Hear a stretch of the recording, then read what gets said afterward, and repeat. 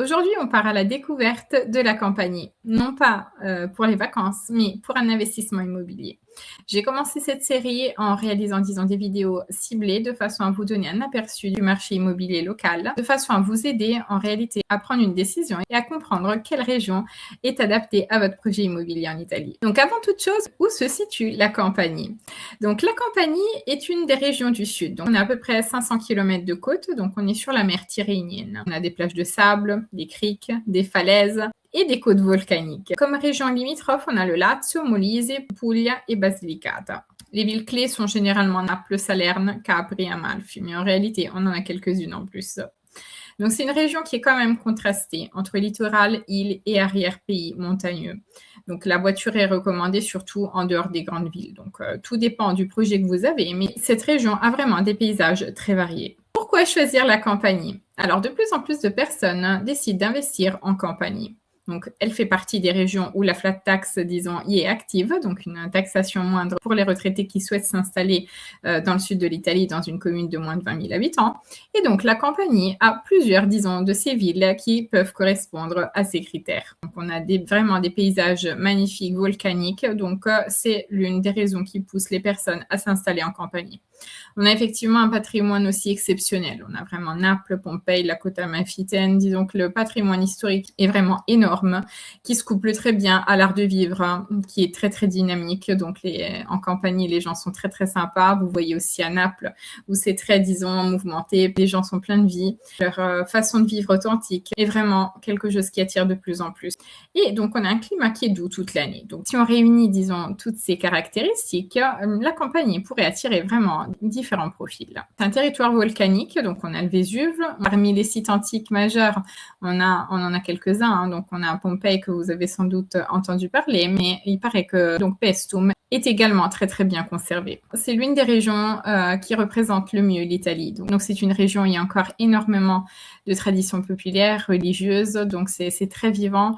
Quand on pense à la pizza, au café, à la mozzarella, al limoncello, disons toutes des spécialités locales. Donc en réalité, on pense à l'Italie. Donc on a vraiment une identité forte entre héritage historique et culture napolitaine, ce qui fait qu'ils sont très très attachés, disons, à leur culture locale. On a énuméré quelques spécialités italiennes. Si on peut en citer encore quelques-uns, on a par exemple la sfogliatella, il baba en tant que dessert. On a effectivement les vins, des spécialités donc à base de pâtes qui revient souvent, c'est la pasta, patate et provola, donc des pâtes, des patates et la provola, le fromage très copieux, lourd également, mais très très bon. Et donc ils ont vraiment énormément de choses. Je n'ai pas goûté une seule chose en Campanie qui ne soit pas très très bonne. Effectivement, il y a différentes spécialités locales, donc on ne sera pas déçu au niveau gastronomie en Campanie. Au niveau du climat, donc on a des étés très très longs et très ensoleillés, donc ce qui est très très bien. Par contre, on a des températures très hautes en été. Du coup, on a également des hivers doux. Donc on descend rarement en dessous de 5-7 degrés, ce qui est très positif. Donc les pluies, on en a rarement et c'est généralement en automne et en hiver qu'on pourra en avoir. Chaque secteur dans chaque région a finalement un type de bien qui va dominer un petit peu le reste du patrimoine immobilier. Et donc, on va voir un petit peu ce qu'on peut trouver dans les différents secteurs. Donc, généralement, à Naples, on a des appartements en centre-ville. Généralement, c'est des immeubles de caractère. C'est un investissement locatif très dynamique, sachant que Naples a vraiment, vraiment plus de demandes que d'offres. Et donc, il devient difficile de trouver des appartements en achat, mais également en location. Donc, les prix, au fur et à mesure, continuent de grimper parce que c'est une des villes où, effectivement, il y a plus d'opportunités professionnelles, il y a plus de passages et forcément, les prix continuent d'augmenter au centre-ville. On a ensuite la côte amalfitaine et Capri, donc qui proposent des villas sur la mer. C'est généralement des biens de prestige, résidences secondaires et donc généralement haut de gamme. Donc ça, c'est un petit peu la particularité de ce secteur. Ensuite, on descend un tout petit peu, on va dans le Cilento. Donc généralement là, on pourra trouver des maisons indépendantes, des propriétés avec terrain, et on a des prix un petit peu plus accessibles.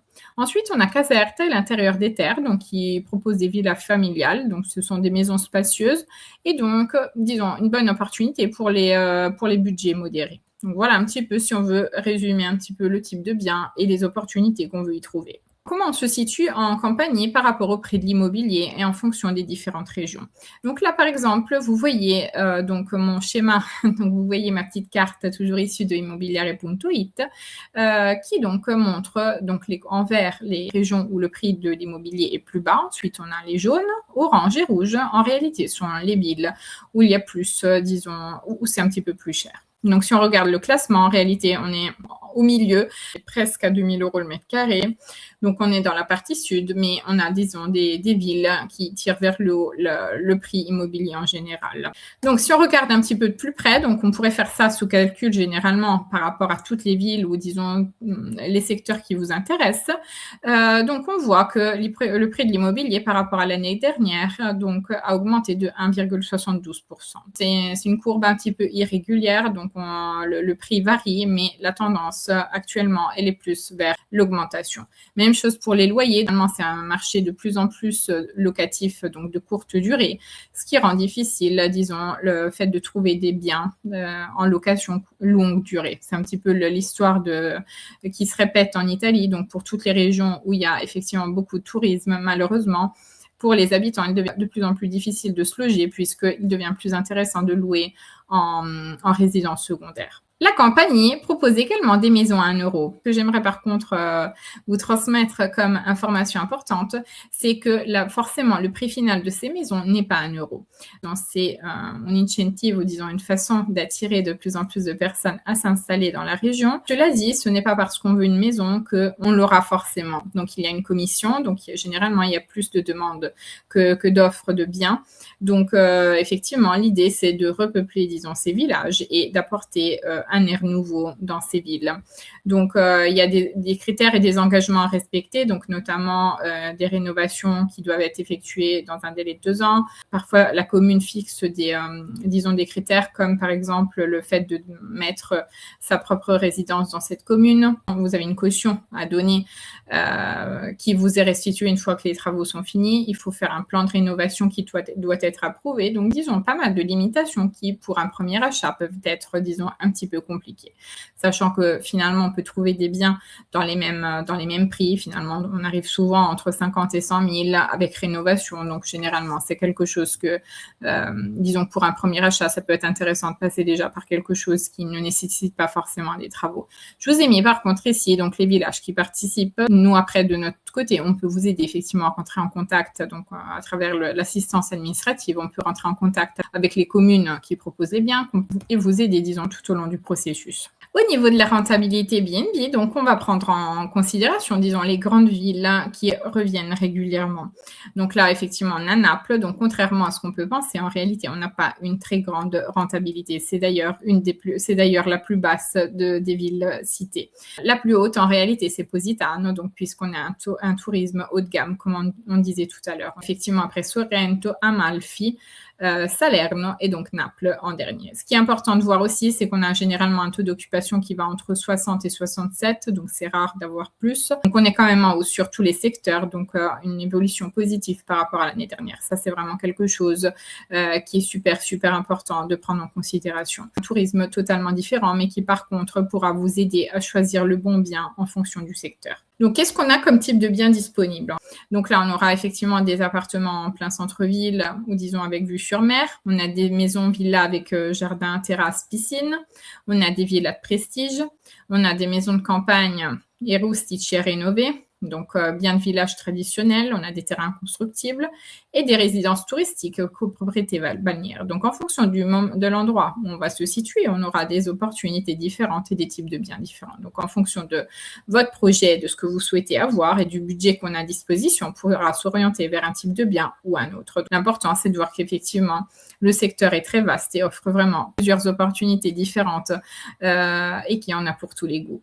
De notre côté, on vous aide de A à Z. En réalité, on arrive dès le départ, donc quand votre projet débute, on organise des webinaires chaque semaine sur les différentes thématiques. Le but, c'est vraiment de vous donner, disons, le plus d'informations possible de façon à mettre les bases de votre projet. Une fois généralement que votre projet, disons, est sur le point d'aboutir, on fait un premier rendez-vous gratuit de façon à mettre en place votre feuille de route sur les différentes étapes.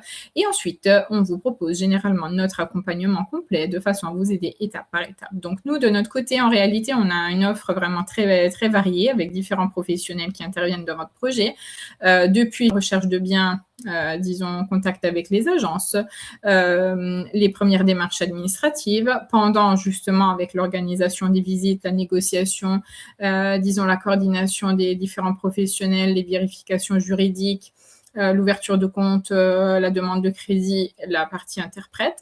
Et après, finalement, avec le post-achat, avec, disons, l'ouverture des compteurs, par exemple, les déclarations en mairie, la partie assurance, etc. Donc, finalement, on est là à vos côtés de A à Z. Le but, c'est que vous ayez toujours un interlocuteur, vous avez toujours un référent à vos côtés, de façon à pouvoir vous guider pas à pas dans votre projet. Et surtout éviter les erreurs et gagner du temps finalement, parce que c'est un petit peu ce qui nous intéresse, c'est que, étant donné qu'on investit à l'étranger, c'est pas forcément toujours simple de savoir où on met les pieds, comprendre tout ce qui se passe autour. Donc là, le but de l'accompagnement à 360 degrés, c'est vraiment de vous offrir notre support de A à Z pour pouvoir justement vous aider à concrétiser dans les meilleures conditions votre projet. Donc, si on résume un petit peu les avantages et les inconvénients de cette région pour pouvoir évaluer un petit peu la faisabilité du projet, on dirait que, bon, point positif, cadre naturel exceptionnel, patrimoine culturel majeur, donc on a un accueil qui est super chaleureux, marché immobilier très diversifié. Pour la partie point négatif, on a effectivement le fait que ce soit quand même une région qui a une forte saisonnalité touristique, on a des infrastructures qui sont inégales, ça on ne peut pas le nier, en fonction des endroits, en fonction des secteurs. Et on a une complexité administrative qui peut effectivement ralentir un petit peu le projet. Le message final que je voudrais quand même vous donner, c'est que acheter en campagne, c'est possible. Je vous conseille par contre de toujours vous faire accompagner de façon à vraiment sécuriser votre achat, parce que le marché immobilier italien est vraiment très différent et chaque endroit, chaque secteur a ses particularités. Vous avez un projet immobilier en Italie, j'en profite pour vous inviter à notre prochain webinaire gratuit sur l'achat immobilier. Donc, on donnera pas mal d'informations sur les étapes, les points d'attention, disons, les choses à faire. Et il y aura à la fin, disons, une session de questions-réponses, donc pour répondre à toutes les questions que vous vous posez. Et nous, on se retrouve à la prochaine vidéo. À bientôt.